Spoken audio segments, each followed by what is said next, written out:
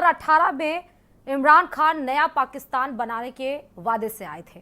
नया पाकिस्तान बना नहीं पाए, लेकिन आवाम को आर्थिक संकट में जरूर धकेल दिया। पाकिस्तान की स्थिति खराब हो गई, खाने के लाले पड़ गए। बाजवा एन केन प्रकारण किसी भी प्रकार से जो इमरान खान को सत्ता में लेकर आए थे उनसे भी दूरी बन गई। आईएसआई चीफ को आर्मी चीफ बनाने लगे। बाजवा ने किनारा कस लिया। 342 में से 172 सीटें चाहिए अपनी सरकार को बनाने में। साथ ही विपक्ष ये कह रहा है कि इमरान खान के पास 155 ही सदस्य बाकी हैं, 177 सीटें अब विपक्ष के पास चली गई हैं। लेटेस्ट अपडेट यह है कि संसद भंग कर दिया गया है। विपक्ष के ऊपर देशद्रोह का आरोप लगाया जा रहा है।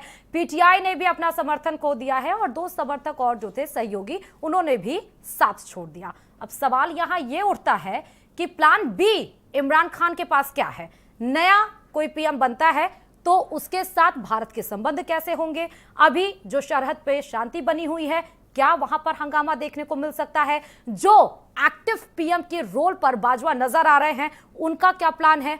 आर्मी का पॉलिटिकल इंटरफेरेंस क्या होने वाला है। साथ ही वो ये भी कह रहे हैं इमरान खान कि यूएस मुझसे ज्यादा दूरी बना लिया है और वो कह रहा है कि पाकिस्तान से वो रिश्ते खत्म कर देगा क्योंकि रूस और चाइना से संबंध बढ़ गए हैं। लेकिन वो भूल गए हैं कि 9 और 11 के बाद यूएस से संबंध और मजबूत हुआ है, यानी अमेरिका से संबंध और मजबूत हुआ है और अमेरिका के लिए पाकिस्तानियों ने बहुत सारी कुर्बानियां भी दी हैं। तो ये तमाम स्टेटमेंट्स जो हैं इमरान खान के, फिलहाल क्या वो जनता के ऊपर असर कर पाएंगे कि नहीं कर पाएंगे। 90 दिन में कहा जा रहा है कि फिर से वहां पर मतलब चुनाव हो, चुनाव में क्या सत्ता इमरान खान को मिल सकती है। क्योंकि इमरान खान तो कह रहे हैं कि हमें शोहरत भी मिला, प्यार भी मिला और आखिरी गेंद तक, आप क्रिकेट में पूछ लीजिए किसी भी खिलाड़ी से कि आखिरी गेंद तक इमरान खान हारता नहीं है, अपनी जान लगाकर वो खेल खेलता है। तो अपनी जान किस प्रकार से लगा रहे हैं।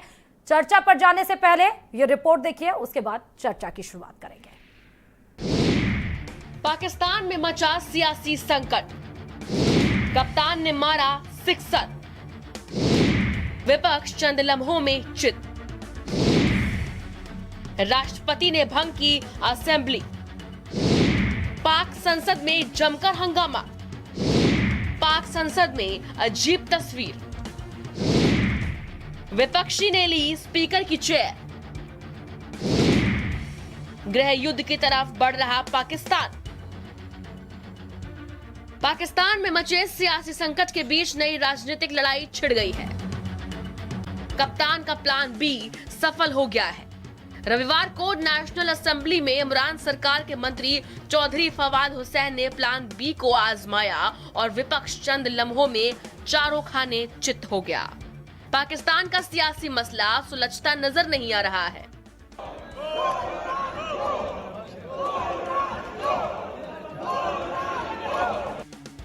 नेशनल असेंबली के सत्र में डिप्टी स्पीकर ने अविश्वास प्रस्ताव खारिज कर दिया, जिसके बाद प्रधानमंत्री इमरान खान ने असंवैधानिक तरीके से वोटिंग रुकवा दी और वोट पड़ने से पहले ही बिना मैच खेले पाक कप्तान संसद से भाग गए।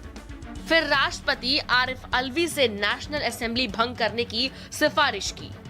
एडवाइस भेज दी है कि असेंबलियां डिसॉल्व करें।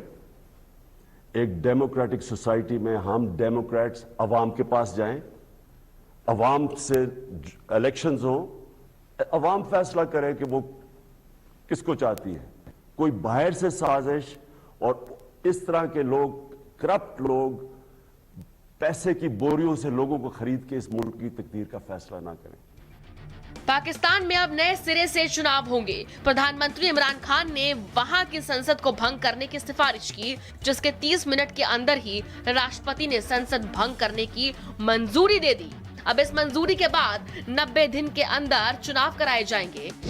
वहीं इमरान खान ने देश के नाम अपने संबोधन में कहा कि स्पीकर ने आज जो अपनी पावर का इस्तेमाल किया है, जो फैसला किया है, वो बिल्कुल सही है। हम डेमोक्रेट आवाम के पास जाएंगे, आवाम फैसला करेगी कि वो किसे चाहती है। इलेक्शंस हो, आवाम फैसला करे कि वो किसको चाहती है। जो स्पीकर ने आज जो अपनी अथॉरिटी, अपनी जो पावर, कॉन्स्टिट्यूशनल पावर यूज करके जो फैसला किया है, अवाम फैसला करे कि वो किसको चाहती है? आईएसआई प्रमुख पद पर तैनाती को लेकर टकराव। आईएसआई प्रमुख पर सेना की पसंद की अनदेखी। इमरान ने अपनी सेना को भ्रष्ट कहा था। अमेरिका को लेकर इमरान ने बयानबाजी की थी। पाकिस्तान के फैसले पर हर किसी की निगाहें टिकी हुई थी। सभी को लगा था कि आज इमरान सरकार गिर जाएगी और विपक्ष के सरकार में आने का रास्ता साफ हो जाएगा। हालांकि आखिरी पल में इमरान ने ऐसी गुगली फेंकी कि विपक्ष धराशायी हो गया। वहीं विपक्षी पार्टी पाकिस्तान पीपल पार्टी के अध्यक्ष बिलावल भुट्टो का कहना है कि इमरान ने संविधान को तोड़ा है। अक्सरियत है कि हम वजीर आजम को अदम एतमाद में शिकस्त दिलवाए। आज ये नजर आते हुए आखिरी मौके पे स्पीकर साहब ने गैर आईनी काम किया है। पाकिस्तान का आईन तोड़वाया गया है। पाकिस्तान के आईन को तोड़ने का सजा वाज़ेह है। अदम एतमाद का वोटिंग आज ही होना है आईन के मुताबिक। यूनाइटेड ऑपोजिशन ने यह फैसला किया है कि हम नेशनल असेंबली में धरना देंगे जब तक हमारा आईनी हक ना दिया जाए। पाकिस्तान की संसद में आज बड़ा ड्रामा हुआ है।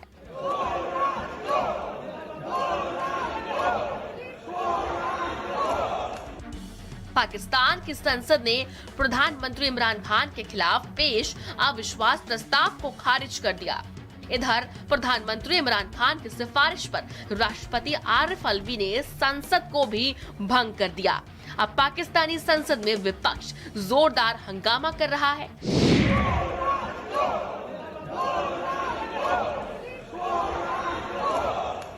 यहाँ तक कि पाकिस्तान की संसद में अजीब तस्वीर देखने को मिली, जहां विपक्षी सांसद स्पीकर की चेयर पर बैठकर कार्यवाही को शुरू करते हैं।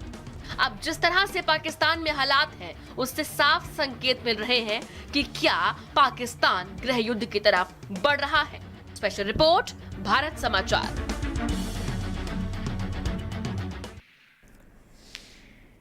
तो ऐसी तस्वीरें पाकिस्तान में हो रही हैं क्योंकि विपक्ष अविश्वास प्रस्ताव लाने की पूरी कोशिश कर चुका था, लेकिन किसी को नहीं पता था कि मास्टर स्ट्रोक कर जाएंगे इमरान खान। और इसी को शायद कहा जाता है अच्छा खिलाड़ी कि आखिरी गेंद पर चौका और छक्का लगाकर किस तरीके से टीम को जिता लें।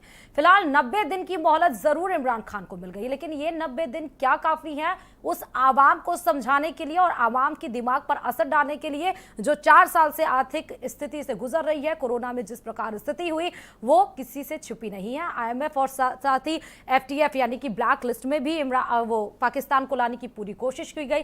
फिलहाल अब यहां देखना यह है कि बाजवा का रोल क्या होगा, क्योंकि बाजवा ने पहले ही कह दिया कि वो जब आएगा तो जितनी भी लंबित मामले हैं खासकर कश्मीर को लेकर वो चाहता है कि भारत के साथ उस पर बातचीत हो, संबंध को मजबूत किया जाए और जो पुराने मुद्दे गड़े हुए मुद्दे थे उनको उखाड़ के फेंक के आगे लाभप्रद संबंध बनाने की कोशिश की जाए। ये बाजवा का कहना है। अब यहां पर देखिए, यहां पर क्या इमरान अपनी सरकार बचा पाएंगे या नहीं बचा पाएंगे। खिलाड़ी किस प्रकार से पिच को मजबूत तो करने की कोशिश की, लेकिन क्या वो लास्ट बॉल पर जो छक्का लगाए हैं उसका असर आवाम पर पड़ेगा कि नहीं पड़ेगा। ये तमाम प्रश्नों के साथ चर्चा की शुरुआत करते हैं। हमारे साथ देखिए मेहमान भी जुड़ चुके हैं। अब्दुल समद याकूत प्रवक्ता PTI से थोड़ी देर में हमारे साथ जुड़ेंगे। फिलहाल हमारे साथ PM त्रिपाठी फॉरेन एक्सपर्ट हमारे साथ जुड़ चुके हैं। बहुत बहुत स्वागत है PM जी। और कर्नल संतपाल राघव जी हमारे साथ जुड़ चुके हैं, साउथ एशियन एक्सपर्ट। बहुत बहुत स्वागत है कर्नल साहब आपका भी। और मैं सबसे पहले देखिए आपके पास आऊंगी कर्नल साहब। इमरान खान ने अविश्वास प्रस्ताव जिस तरीके से खारिज करवाया और हवाला दिया गया कि संविधान में अनुच्छेद 5 के खिलाफ ये था और इसलिए अविश्वास प्रस्ताव खारिज कर दिया। एक master stroke plan B Imran Khan का इस हिसाब से क्या हो सकता है कर्नल साहब? जी देखिए, आज जो पाकिस्तान की नेशनल असेंबली में हुआ वो एक हाई वोल्टेज ड्रामा है और यह एक पॉलिटिकल सर्कस है जिसमें एक विचित्र घटनाएं हुई। नंबर 1, जो नॉन कॉन्फिडेंस मोशन था, अविश्वास प्रस्ताव था, वो स्पीकर साहब ने उसको असंवैधानिक बोलकर कैंसिल किया करेक्ट। और प्राइम मिनिस्टर साहब ने सिफारिश की नेशनल असेंबली को भंग करने की, और राष्ट्रपति जी ने भी बहुत ही शीघ्र उस पर मोहर लगा दी। ये एक अनकॉन्स्टिट्यूशनल है, ये कोई डेमोक्रेटिक नॉर्म्स नहीं है। नंबर 2, जो विपक्ष ने किया, उन्होंने एक अपना स्पीकर बैठा दिया असेंबली के अंदर, हाँ, और शहनवाज शरीफ साहब को उनको चुन लिया। ये भी एक असंवैधानिक है, ये लोकतंत्र पे मजाक है। वहां की असेंबली में लाइट भी कट कर दी थी, वहां की लेडीज वगैरह ने वहां पे इमरान साहब को चप्पल दिखाई, चेरी ब्लॉसम कहा, और जो भी इस घटना में हुआ वो बहुत ही लोकतंत्र के लिए एक पराजित लोकतंत्र है। वहां की जो आर्मी ने भी जो स्टेटमेंट दिया है कि हमारा कोई लेना देना नहीं है, ये एक बैक स्टेज मैनेजमेंट है। अभी जो अपोजिशन से बिलावल भुट्टो साहब, मरियम साहब, साहिबा और मौलाना फजूर रहमान साहब और शहनवाज शरीफ साहब ने भी जो अपने वकीलों को करके और सामने सुप्रीम कोर्ट को खुलवाया है, और चीफ जस्टिस ऑफ पाकिस्तान ने भी आज संडे होते हुए भी जजों को बुलाया है और उस पर बातचीत जारी है।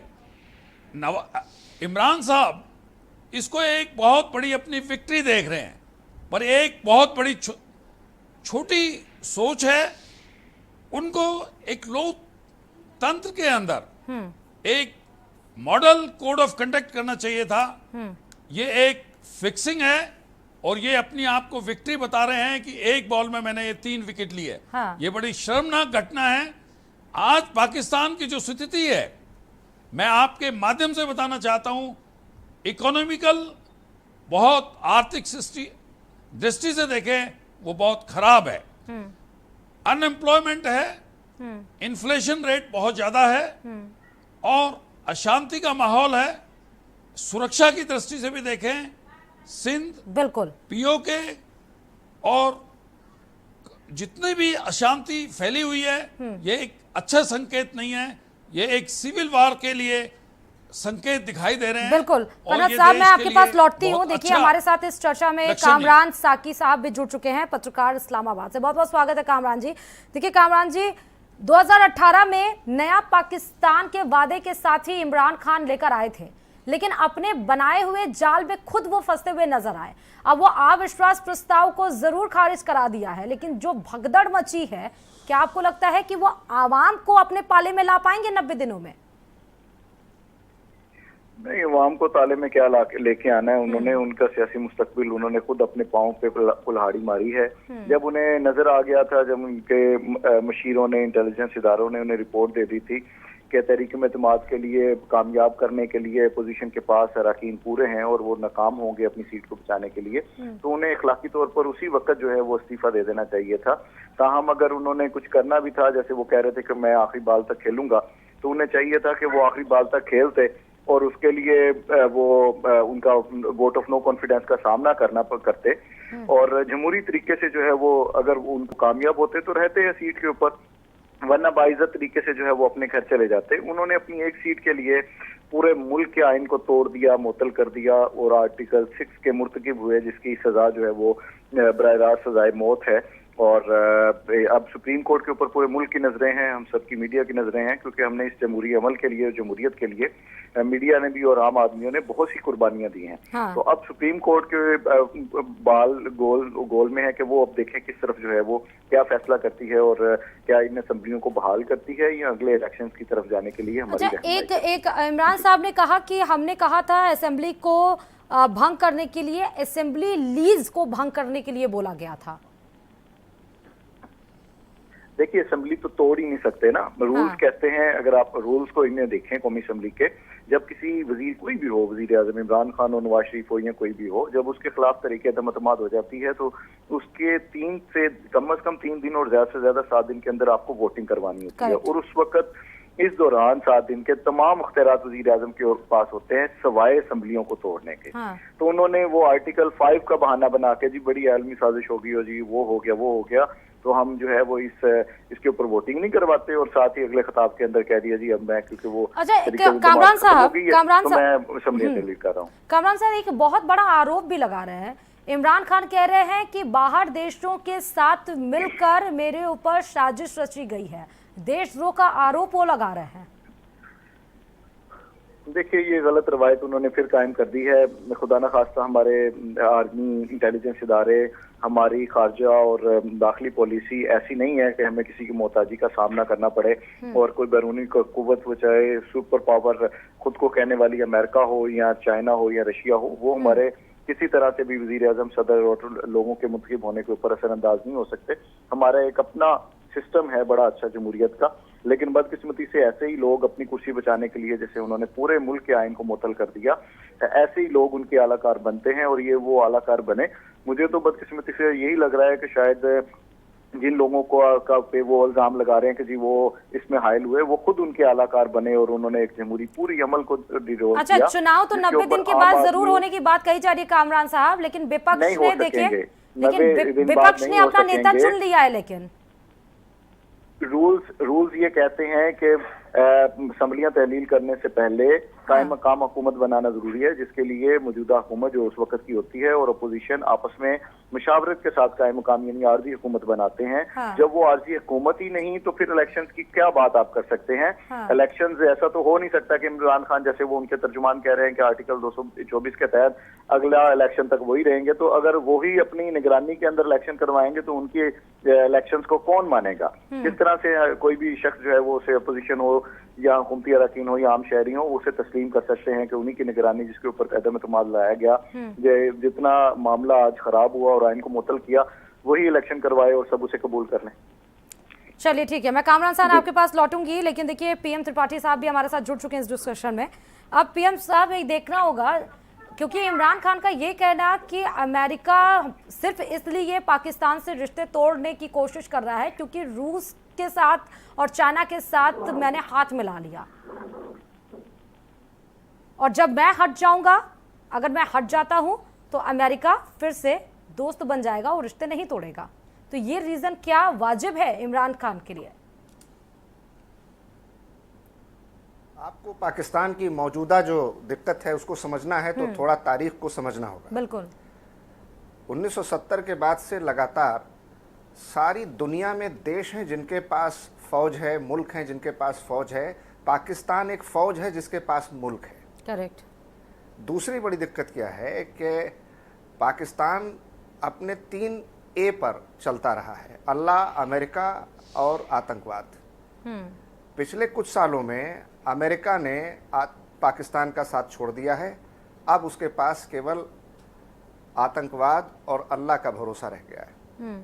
आवाम मासूम होती है, वो इन साजिशों को, सियासतदानों की इन चालों को नहीं समझती है, इनके बहकावों में आती है, और अक्सर इस तरीके के मौक़ों पर जो सियासतदान हैं वो फिर अल्लाह के वास्ते और मुल्क और कौम के वास्ते और इस तरीके के जज्बाती नारे और तकरीरें करते हैं, जो इमरान खान ने भी किया है कि ये फ़ौरन साजिश थी और उसमें कई लोग, करप्ट लोग मिलकर के विदेश से हमारे मुल्क को गिराना चाह रहे थे और इसलिए हम ने बड़ी कुर्बानी दे दी। इस तरीके से वो एक विक्टिम कार्ड खेल करके दरअसल वो अपनी जिम्मेदारी से भागे हैं।